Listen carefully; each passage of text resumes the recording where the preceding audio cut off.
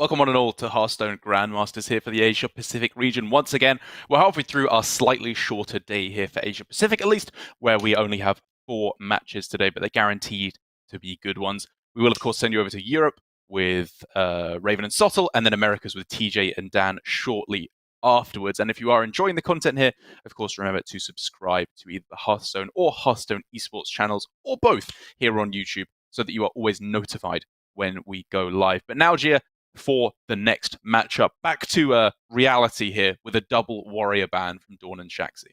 Yep, nothing out of the ordinary. Beyond the same bans, we also have a complete mirror in terms of the classes brought. Archetypes also, but of course, from Shaxy, you can always expect to be seeing something a little bit different. It is, however, just going to be old Demon Hunter mirror to begin with, and I'm already seeing the lack of beaming sidekicks in DawN's list, which could potentially be to his detriment. Yeah, this is the kind of the classic lineup Asia Pacific variation as opposed to the Europe or Americas variation, where it feels like Rogue is a little bit heavier instead of Druid over there. But here we are, of course, going with the Druid primarily here. For DawN, of course, it hasn't been working out all too well so far this week. We had the devastating series for him up against Tyler, where something went wrong with the Druid. We still don't know exactly what. He hasn't shared, I don't think, on social media what his thought process was, but he just messed up. He went for lethal when it wasn't even close. And because of that, he ended up losing a game. Likely he was going to lose anyway, I think, but it was still heartbreaking to see. Yeah, especially his reaction after was so down. I don't think I've come that close to crying myself after watching anything on Grandmasters. And it's because DawN is one of our most jolly and friendly players over in the APAC region. We have a lot of reserve players here, if you could tell by the interviews, but DawN is always just laughing and having a good time. So I hope he's back in that mental space for this series, and he's going to absolutely need to be at his best up against Shaxy, who is a player that is not afraid to think outside the box and get the wins because of it. I couldn't agree more, Gia. I think that DawN has so much to offer here for Asia Pacific, not only, like you said, in terms of his personality, but just in terms of raw Hearthstone ability. I think he really brings something interesting to the table, and as long as he feels confident in himself, I think he should be in a great position to deliver on that. It's only when he starts doubting himself or the pressure mounts that he will be afraid for his life. Of course, it's not as dire as it looks for him, despite the fact that he's down at 0-3, because Samuel Sao and Frosty are both joining him down there at the moment. But given that Frosty only plays 1 game this week, Samuel Sao played 1 game last week, with this game today, he could get himself in a position where he's 1-3 and at least slightly above the pack. Indeed, and we saw the full keep there to start off the game from DawN. Even though the I-Beam was on the right side, he's already got a very cleanly laid out turn 1 into turn 2 play. The Sigil Runner into Umberwing will of course put the I-Beam to the far left come turn 3, which can then be used for convenient swings, ever so important in the mirror, but the rest of the hand is so heavy! Yeah, the whole mulligan here I find somewhat interesting. The I-Beam I'm not convinced on at the moment in the mulligan, because with an Umberwing, already you have the ability to take out all the 2 health minions, which is the vast majority of minions in the deck at the moment, like the Overseer in particular. And Shaxy on the other side, throwing away the Frozen Shadow Weaver, is another interesting mulligan with one of the best cards I think you can have in this matchup. Or DawN's keep of I-Beam, I actually quite like it, because oftentimes you need to clear 2 minions on the same turn, I-Beam and the Umberwing, and just having that 1 mana deal 3 to anything is just so flexible and useful. On top of that, there's also the sidekicks in Shaxy's list, which DawN himself is not running. But he did get a little bit punished, if you want to call it that, for the mulligan, because nothing proactive to do. And speaking of proactive, Shaxy is going very much all in here, which plays pretty perfectly to DawN's exact hand. All of a sudden, he has a fantastic use for that I-Beam. Oh, and Spectral Sun. That makes his turn perfect. He just starts with the draw, and then he can double trade into the 2/2 I-Beam down the Satyr Overseer. I see. Shaxy's choice to coin out the Overseer himself was very, very aggressive, like you said, and I'm not sold on it, because it seems like in this matchup, it helps a lot to be able to coin out the Overseer alongside the Psychic, which now and from Shaxy potentially doesn't have a good Psychic target for a while. I grow impatient. I agree completely, Gia. I think there were quite a few different lines that could have bolstered Shaxy's position a lot more, whether it be coin out the Sidekick, which I definitely think is the premier option if you can maneuver that, but also just going for the Overseer into coin Warglaives to try and set up for that for a big swing on the following turn also looked a lot better as well. Looks like we're gonna see DawN deviate from the I-Beam plan because he drew a 1-drop here. And I think this is fine, especially if he expects an Frozen Shadow Weaver to be coming down this turn. I think he would rather have a minion present and the I-Beam in hand to deal with it. Frozen Shadow Weaver is a really good point because at first I was just going to say I really don't like this play because he knows that there is a second slice in hand, which means this is answerable for just 1 mana at best for DawN here. But obviously if it was Frozen Shadow Weaver, he wouldn't be able to get up to the hero power as well. Oh, that is the growth for DawN. It was heavy draws in the middle, but the cards off the top have made his curve far more smooth. Of course, the downside of going for Overseer and I-Beam is that weapon charge is used and he can't Glaive Bound on the next turn. You don't really want to go for Glaive Bound that aggressively though, because you know that your opponent has a second slice in hand, and so if they have the Glaive Bound, you don't want to let them Glaive Bound your Glaive Bound, because we know that is an interaction that does not work out very well for you. Yeah. So in this particular instance, I'm on board, use the swing. I agree as well. The problem for DawN is that if it's not going to be Glaive Bound next turn, it's looking like Metamorphosis, in which case the Glaive Bound for the next turn is still shut off. But he does have Skulls and, of course, the natural draws to try and smooth out the curve, so it's not all that bad. But for Shaxy, yikes is all I have to say here. This ain't your regular run-of-the-mill yikes, Gia. This is a big yikes. Demons? That is true. Demons. Given how heavy the rest of his hand is, it was so unlikely that he drew something unplayable. It's like just 3 cards, I believe. That Warglaives, the second Glaive Bound, and the second Skull. So unlucky. It is disastrous, but this gives DawN the opportunity to, I think, extrapolate a lot of information about Shaxy's hand from this. Obviously, he doesn't have any good plays for now, which means his hand is very expensive. So how do you best play around what his cards are likely to be? Glaive-Bound Adept, Warglaives are the main ones that are likely to come down on turn 5. I think that the Umberwing lends itself very well to those options. I guess Warglaives can clear everything off, but if Shaxy is going to be spending so many charges into your 1/1s, I think that's a win for DawN. As opposed to, say, Metamorphosis, which prepares for a Glaive Bound on the other end, but again, it doesn't allow DawN's own to Glaive Bound to be active. So I think despite this floating mana, it is really good given what DawN can extrapolate from Shaxy's hand. Great point here as well, because Skull of Gul'dan is what he probably wants to play next turn, if not for the Glaive Bound. And if he goes for Metamorphosis on 5, Skull on 6, he can't even spare 1 mana for their hero power, so he would basically be entirely passing the turn there, which is a little bit too much tempo to concede. Correct. Shaxy, it looks so painful, but I think he's got to go for the Warglaives full clear here. He's got the second Warglaives, but I don't think he has the license to be going face against DawN. As it stands, the 1/1s probably race him faster than just the weapon going face. Therefore, from my perspective, he's got to clear them.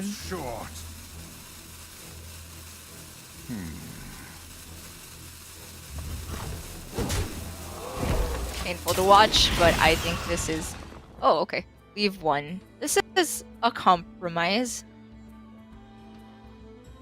I guess this leaves him the option of, say, attacking 2 minions next turn and then using hero power for 1 attack to then deal with the 1/1. True. Yeah. Okay.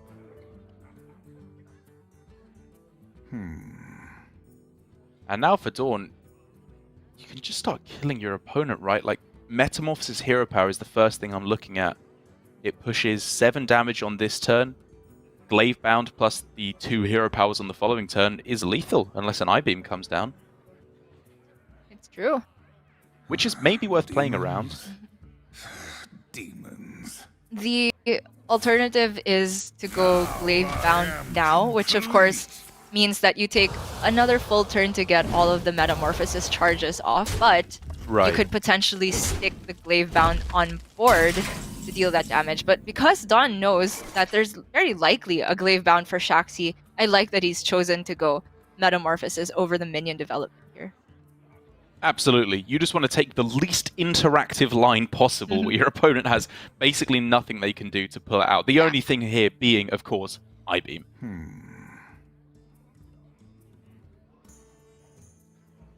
So for Shaxy, does he have to go digging for it?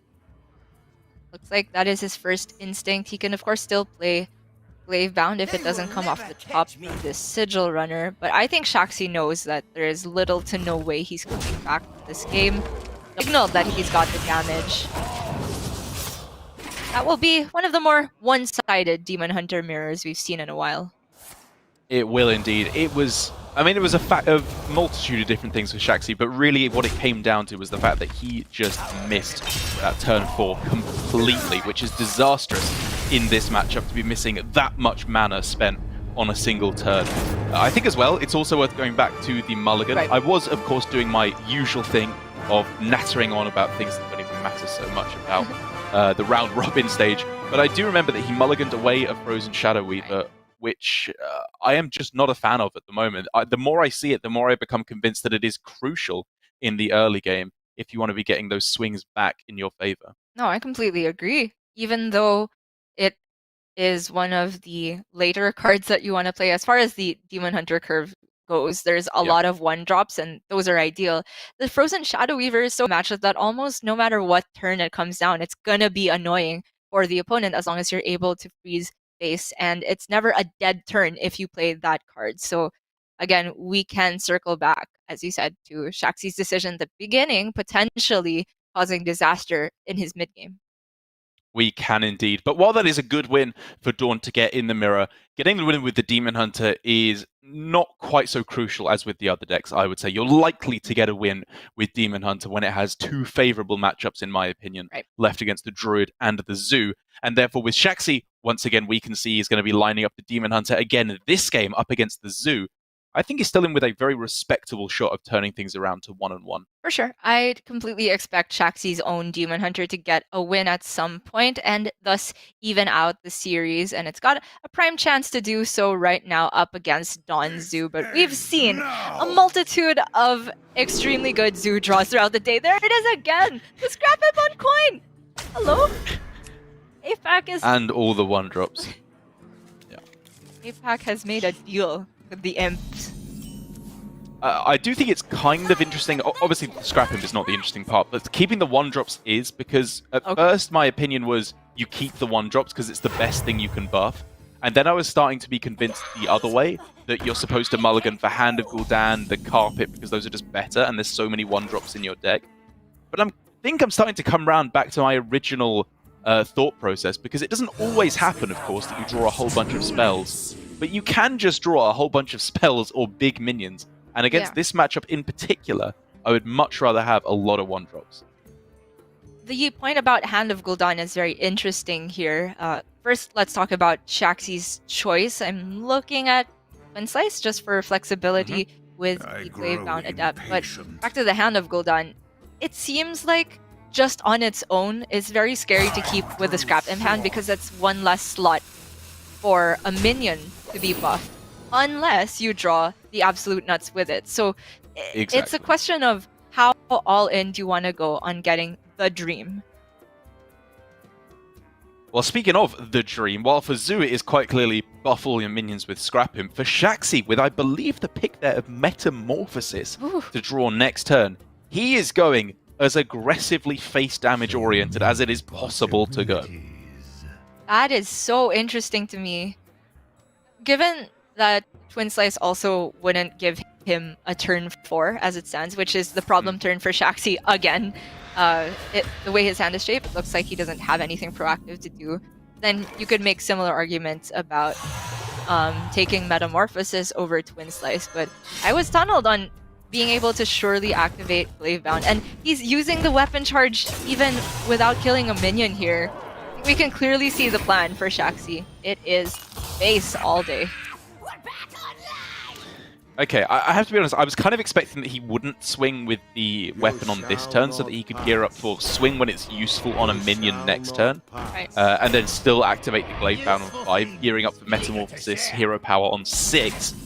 But clearly he just wants as much damage as he possibly can immediately. Yep. And then just pray that he gets what he needs off the top. I mean, that was the plan, right? But I can't say I agree with it from Shaxy, because that would have to mean you're expecting no taunts on the other side, Right. which is highly unrealistic. There's the Void Walkers and the Shield Bearers. And obviously it's not just so cut and dry as if he'd saved the weapon last turn, he'd be in a better spot here, because the Battle Fiend would be at 2 attack instead of 4. That changes a lot of things, of course. He wouldn't be able to clear off the second copy of the Shield Bearer here instead. Yeah, but he would have a Glavebound Adept active on 5 here. And the way that the game is shaped, that DawN was able to come back on board so early, I do think Shaxy does need the Glavebound for board presence, rather than Metamorphosis and hoping that that just gets there. But DawN now has his refill, he has trades onto the board, got everything. And while I think Shaxy does have a right to be salty here, I have quite consistently so far over these couple of games disagreed with his lines on Demon Hunter, be it the mulligan at the start or the cards that he is picking here. He's going for something kind of funky. He is indeed. Downside, again, of Metamorphosis on curve is that it doesn't allow for Glavebound on curve on the next turn. But surely got to play it, right? I guess there's arguments for Shadow Weaver, but they're not very strong arguments. Oh, but the problem is, Gio, if he goes for Metamorphosis here, he can't play the Glavebound activated Exactly. on turn 6. Oh. Kind of yucky, no matter which way you look at it. But if Shaxy's going to have any avenue to victory, as far as I see it, it's going to involve both of these 5-cost cards getting their full value through. So maybe you take the turn to spend the mana now. Next turn is a Shadow Weaver shoot turn, and then you go for the shoot re-hero power Glavebound. And if you're in such a bad position that you're saying, I need to draw the dream card off the top, this is the best setup for that, because be it Twin Slice off the top or the Warglaives off the top, both of these are made much better by having a 1 mana 5 damage swing next turn. Indeed. For DawN, he has the option to attack with the Fiendish and then Evil Genius it, but the fact that he already attacked with the Merchant, shows us that he wants the hands of an online. Only thing that DawN needs to be afraid of now, really, is I feel like a big Altruist, but even that would be 2 turns away because you'd have to skull first. And I think as long as he keeps the pressure up and doesn't allow that to happen, which he is, he's fine. That's why I kind of like the idea of Evil Genius on the Fiendish over the Merchant to get the Hand of Gul'dans. Of course, it's not guaranteed to get extra damage face because it could land on the Evil Genius, but it's highly likely that he just deals another 4 there. I grow impatient. Well, that is a big draw for Shaxy on the other side. We could see 7 damage mitigated off the board here. Yes. As I see it. So he shoots the 4/4, Twin Slices, and then Glavebounds on the Void Walker. I grow impatient. But it still I don't think he wins. Right. Important little footnote there. Yeah. If he launches everything face, does that ever win? Like, freeze, hero power face, and then next turn, Glavebound face plus a hero power? He's just dead too quickly. Yeah, and it doesn't even come close. Yep. So he's got to end up clearing a minion. Okay. Sure, you can go about it this way around, but it just lines up so poorly into the Fiendish Servant. It really does. We can trade that in, play whatever he likes. Oh, he could go for lethal now if he, maximizes the odds of it landing on an attacking minion. Clever. Very clever. And you just get double kobold lackeys anyway if you miss, I guess. Wow. A very dominant display there by DawN, just doing what Zoo is supposed to do. I don't think we can really disagree with any of his plays along the way. It was a very straightforward game. The real onus there was on Shaxy to try and turn things around. And again, despite the fact that I think some of his lines with the other decks are absolutely ingenious, I just don't really see the logic behind some of his lines here as well, because he was left with such hands. I don't know what he was expecting to happen from his opponent that would have worked out differently. Because to be perfectly honest, no matter which one drops they're playing, it basically works out the same way. Yeah, I would like to call attention to who I think are some of the best Demon Hunter players in APAC. Surrender comes to mind, of course, Glory as well. And just the whole Japanese crew seem to have a very good understanding of when to use the coin is so crucial in that matchup. The mulligans and also parceling out the threats. I think that the way Shaxy went about it maybe showed a lack of experience, because it seemed like he was always leaving himself with a dead turn that he potentially could have prevented, be it from the mulligan or just waiting to play Satyr Overseer, for example, something like that. I agree. I think maybe a little bit too aggressive with his options overall, rather than setting up for multiple turns in a row, which you always have to do as Demon Hunter. It's one of my favorite parts about the class. There's so little random generation in the deck, basically none in the most popular forms of the deck, that you can just plan out pretty much exactly what your next few turns are likely to be and get the outcast rolling. But he's putting it aside for the moment and instead saying he wants a go with the Druid for the mirror to end things off, because at this point, Gia, why not? Oh, yeah. We did just get word, sorry for both Derek and I saying mistakenly at earlier points in GM that the game score within a match matters for tiebreakers. It does not actually. Head-to-head matters first, and then a couple other factors that I can't even pronounce because it's named after some Nordic-sounding names. But DawN has Wild Growth into Glowfly. I like the look of that indeed. Whether it's the Coin Scrap Imp or the Wild Growth Glowfly, certain draws seem to determine a whole match. Who would have thought? Who would have thought it, Gia? Okay, I'm thinking for Shaxy, Shaxy, he's still got one more draw for Innervate. Right? Exactly, that's what I was just about to say. It pretty much has to be Innervate now, especially given that the second Glowfly has come down for DawN. So even if there is some way to clear on the first one, he's just got the second one to follow up. And Glowfly here, probably a responsive Glowfly from Shaxy, then it's going to be GG. Yeah. Okay, there is a card that Shaxy's including that he can top deck. It's Starfall. Is it going to be Starfall? That is not it. It's not Starfall. That, it's a good point you bring up. It was the one card that gave him a chance. He didn't find it though. He goes for the Glowfly, and we're on to the fourth series of the day. Oh my god, yeah. It's hardly been what? It's hardly been 2 hours. It's been like 2 hours 15 minutes since the start of our broadcast. APAC! Yeah, I mean, I don't know. I feel like overall that series was kind of one of the most disappointing I think I've actually seen in a while, to be brutally honest. Because not only do we have a non-game here in game 3, like, what are we meant to say here? There's nothing to say at all.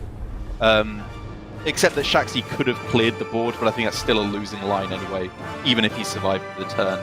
And also, just with his Demon Hunter gameplay, it was just weird. I just didn't see the point behind so many of his lines, which is something I so rarely say about Shaxy, because I feel like he is one of the most creative players we have here. But I think he just didn't know what he was doing.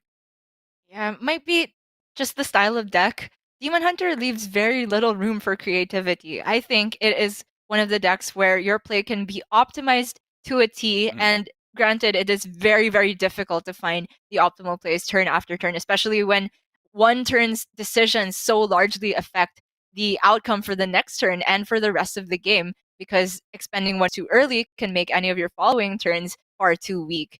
Whereas we see Shaxy at his best when you have these decks that leave so much room for branching decisions when there's so many discover effects. Like Rogue, he really can shine in those macro spots, but I would like to see Shaxy tidy it up for when the deck is as rigid as Illidan's. Yeah, I am ready to move on from that one at this point. I do want to say one final point, though. Congratulations to DawN for a very nice performance there. Again, he didn't really do anything spectacular, but he didn't mess up, which is what we want to see from DawN, because I think even just from his body language there, you could see this was not the usual happy DawN that we are used to seeing here in Grandmasters. He was very deadpan, very, very committed to just looking at everything, make sure he's not messing everything up. And he did it very well, which means he is down now up to 1-3, getting his first win on the board, potentially being the difference maker against both Samuel Sao and, of course, Frosty, who are down at the 0-3 record. That is right. Now that DawN has taken a very, very heartbreaking series of losses at the beginning, we are seeing his alter ego, Dusk. It's just like Yugi and Yami Yugi. He's now getting serious. And you know what? You said we didn't see anything too spectacular from DawN, but I want to point out that last turn from Zoo, where he found a lethal that you and I didn't immediately spot and was high odds to see. So even though I think even if he didn't find that lethal that turn, he still would have easily won the game. It is those small optimizations and just making sure to end the game as quickly as possible, which I like to see at this level of Grandmasters. Agreed. But let's take a look at the schedule, Gia, for our final match of the day. I think this one is going to be where things start to turn around, hopefully. We have Tyler and Staz. Again, another Division B match, but a little bit more floating around the middle here for these players rather than right down at the bottom, as DawN was. I think one thing that is very interesting about this particular matchup, though, Gia, is that Tyler has played against Staz quite a few times, but seems to see him as his bane in Asia Pacific. He does not seem to be able to take the win over Staz. When he was messaging me, he says he has similar opinions to us. He disagrees with some of Staz's lines overall, but he just cannot beat him. That makes for a very funny interaction, I think. It sucks probably to think that, you know, if you're of the opinion that you're making better plays than your opponent, but you can't actually beat them, that suddenly forces you to think, am I the one? And I think that is going to be so cool to watch later on. We're already seeing just Tyler's decision to bring Priest as a whole. I think